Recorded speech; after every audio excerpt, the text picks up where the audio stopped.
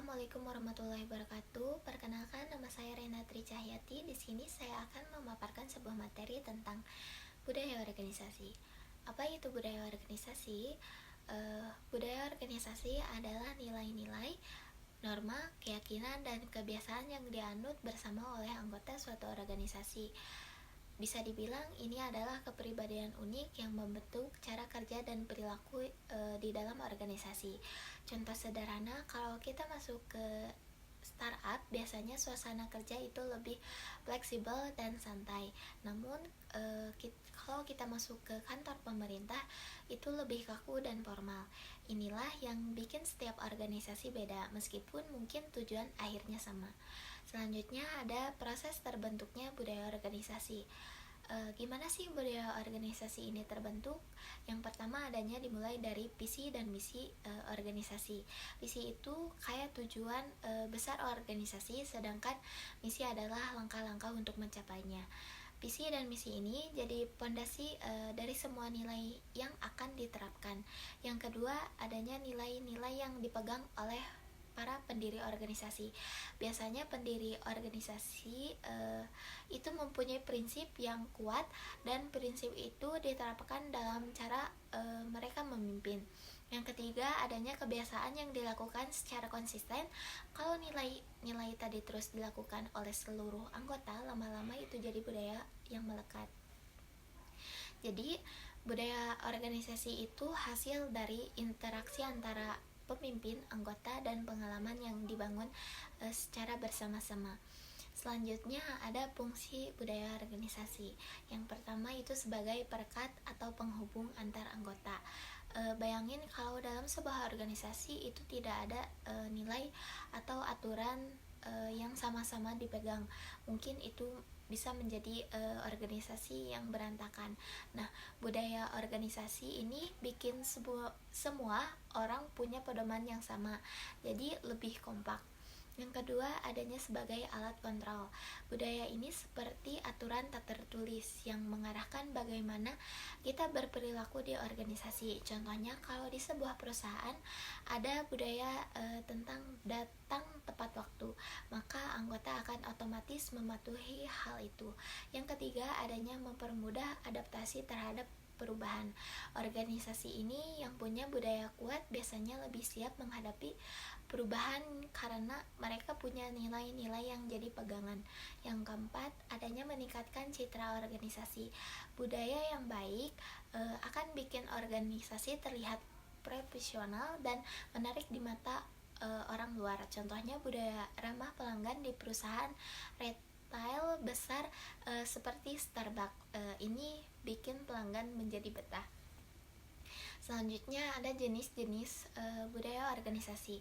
Secara umum ada 4 jenis. Yang pertama ada budaya klan. Ini tipe budaya yang mengutamakan kerja tim dan hubungan kekeluargaan. Organisasi dengan budaya ini biasanya fokus pada kesejahteraan anggota dan komunikasi yang terbuka. Contohnya organisasi nirlaba atau komunitas mahasiswa. Yang kedua, adanya budaya adokrasi. Budaya ini lebih fleksibel dan inovatif. Biasanya ada di perusahaan teknologi atau startup yang terus berkembang. Misalnya budaya di Google yang menekankan inovasi dan kebebasan berpikir. Yang ketiga, adanya budaya hierarki. Struktur dan aturan jadi prioritas di sini. Organisasi pemerintah atau perusahaan yang sudah mapan sering menggunakan budaya ini karena mereka butuh stabilitas dan kontrol yang ketat. Yang keempat, adanya budaya pasar.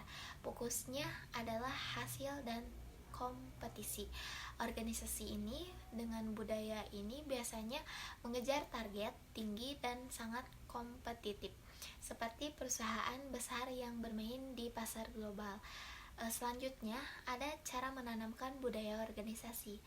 Bagaimana caranya menanamkan budaya organisasi yang kuat? Ada beberapa caranya. Yang pertama ada pemimpin sebagai role model.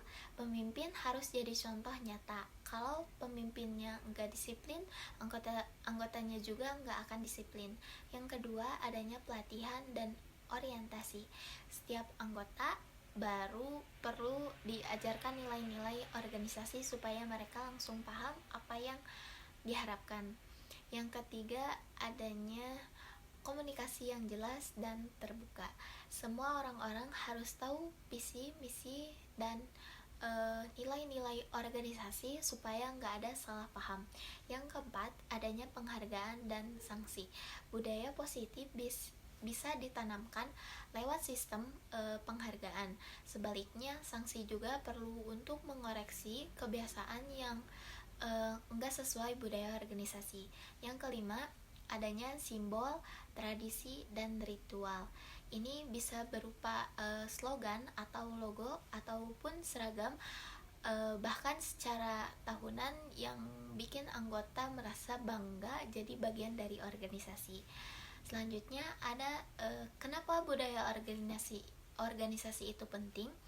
Uh, jadi budaya organisasi itu lebih dari sekadar aturan atau rutinitas.